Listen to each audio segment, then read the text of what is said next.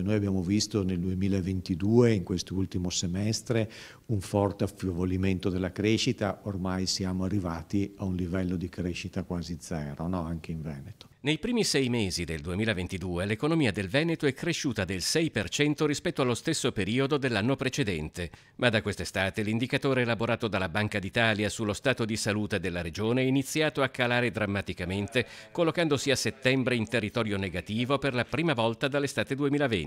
Di fronte alla nuova crisi che avanza, comunque, proprio dalla sede di Venezia della Banca d'Italia arriva l'invito a non fasciarsi la testa prima di rompersela. Adesso non ci sono elementi certi per poter parlare di recessione.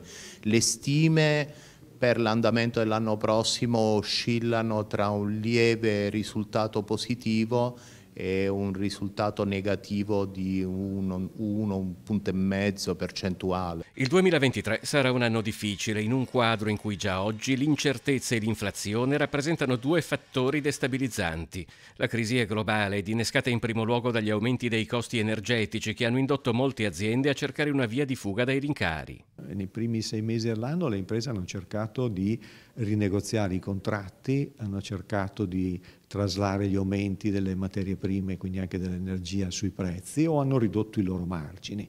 Quello che pensano invece di fare nei prossimi mesi è essenzialmente una ricerca, come dire, di altre fonti di approvvigionamento. Chi dovrà chiudere e chi sopravviverà dipende da molte incognite: il settore, le dimensioni dell'impresa, quanto sia energivora, quanto dipenda da mercati esteri o nazionali.